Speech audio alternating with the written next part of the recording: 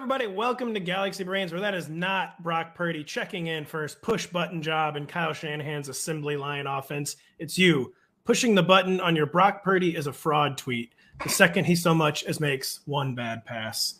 And Denny, it's Galaxy Brains. It's the postseason. There's a lot of big games this weekend, but there's bigger coaching interviews is what really the news of the week is. And the New England Patriots, Denny, they've invited an old friend back to Boston. Can you tell us about it? They have the Patriots are interested in a guy who knows the system, as the Roto World headline said today. Bill O'Brien, who was, of course, a coach for Bill Belichick before he was the head coach of the Texans, led them to the playoffs a couple of times. Ultimately, it was a disaster for the Texans, and he was fired. But here's what you want to do with coaching hires, and I think the Patriots are fully committed to this formula. And we'll see if you agree in a second. You want to hire the failure that you know rather than the success you don't know. And then in this case, Keenan McCardell, the wide receivers coach for the Jaguars, is interviewing for the Patriots. I don't think he stands a chance because, look, the Patriots want to keep it in-house. They want to get a guy who they know will fail a certain way. They want to be sure about that. So Bill O'Brien should be the hands-on favorite here. There's an old phrase, one in the hand is better than two in the bush. And to me, the only person qualified to call 19 straight Mac Jones 5-yard outs is someone who must have served alongside my father, Steve Belichick, alongside me at the Naval Academy. So that's why we got to hire Bill O'Brien, who, he did pick up some innovations in his years away from the Patriots, like losing a playoff game when he led 24-0 in the second quarter against the eventual Super Bowl champion Kansas City Chiefs. And, of course, losing a power struggle to a preacher that I, Bill Belichick, first hired and then fired. Because clearly he should not have had power in my front office, and then yet he still somehow outwitted Bill O'Brien, who I'm now bringing back to call my offense. I just think it's our only option. So how could you not go with that guy? Is the question? You can't. Yeah, you can't. I don't think that the Patriots can. And also, look, they strayed away from the system this year with Joe Judge and Matt Patricia, and they installed a new offense. And how did that go? It didn't go well. So it didn't go well. And if Bill O'Brien doesn't pan out, guess who I'm calling? Chuck. I call him Chuck, but Charlie Weiss. Charlie Weiss. You got to consider it. Yeah, you have to. What did the Jets have to consider, Denny? Yeah. The Jets, meanwhile, are considering hiring a coach who is not known for his success, yet is going to get a real crack at an offensive coordinator position in New York.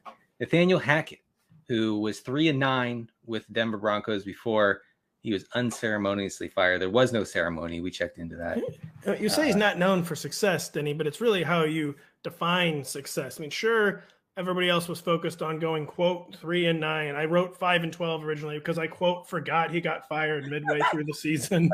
And, becoming such a laughingstock that Al Michaels nearly retired live on air, even though it was only week 5, rather than watch my offense against the Indianapolis Colts. And when you can hire a coach whose offense was 32nd in points per game and 26th in offensive yards per game when he got the pink slip for the Broncos, you got to do it. You got to consider it. And again, I just argue that he did have success. I mean, sure, you might not consider those things successes, but what about – yeah, I mean, I can't really think of anything. No, right. It's exactly.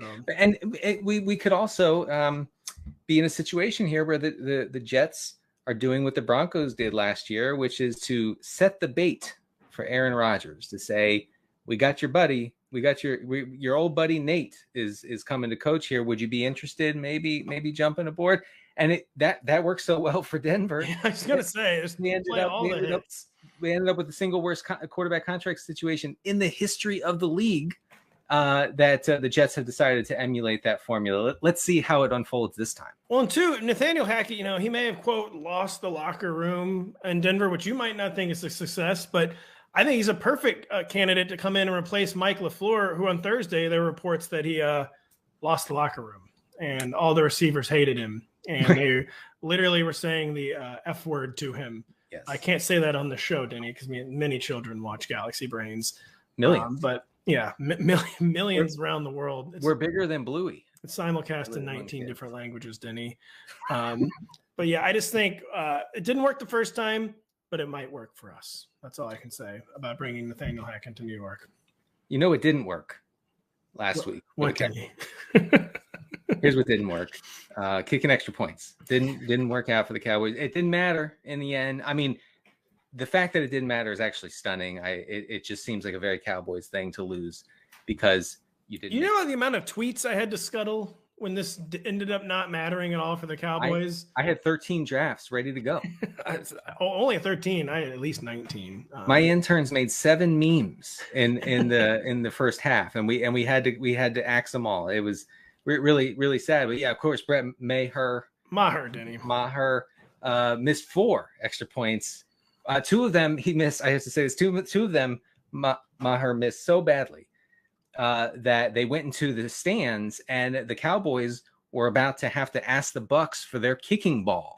Okay, a team is only given 3 kicking balls per game, and the special teams coach for Dallas, Fossil, he said, we've never been in this situation. I've never seen 2 kicking balls go into the stands, but this is how badly he's like haggling with a fan, trying to barter. Like, we'll give you 2 ox carts if you give us back the football. And so that's how down bad Brett Maher was. But here's what special teams coach John Fossil had to say after Maher's horrific struggles this past week. He talked about the yips, and he says, I don't know what it is, but I believe in the yips, and I believe in the hot hand.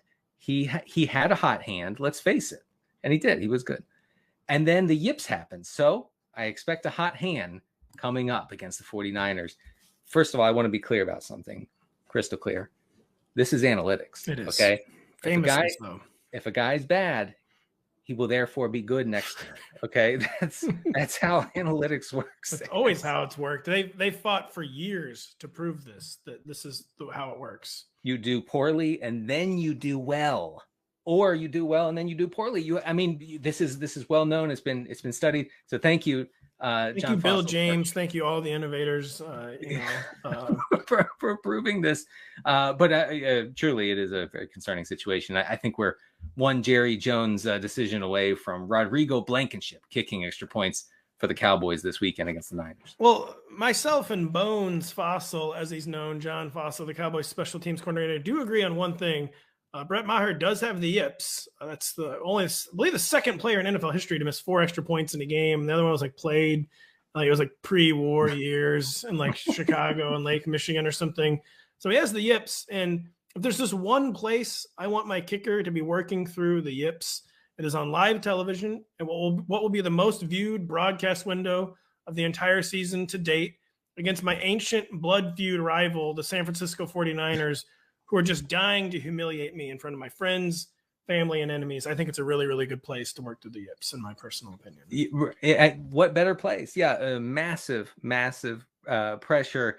I am rooting for Maher, but I will say that the theory that he's going to again have the hot hand specifically because he had the yips last week, is quite something. It's something I had not considered, and I appreciate John Fossil for bringing that to my attention. Just thank you for enlightening us, because we're a little bit on the older side now in the industry. We're like old millennials, some of the young guns coming in and educating us about numbers, and they hadn't really taught us this yet, that if you're bad, it automatically means you're good the next week. So, and which we have to look forward to Zach Wilson having the greatest season in NFL history next year, if that does hold up in 2023. That's true. And we also have to look forward to us having the greatest season of Galaxy Brains ever. That makes no sense, because this has been an amazing season, and it's going to stay amazing, including next week for the conference championship round. So for Denny Carter, I am Patrick Daugherty. Thank you for watching. Always be expanding.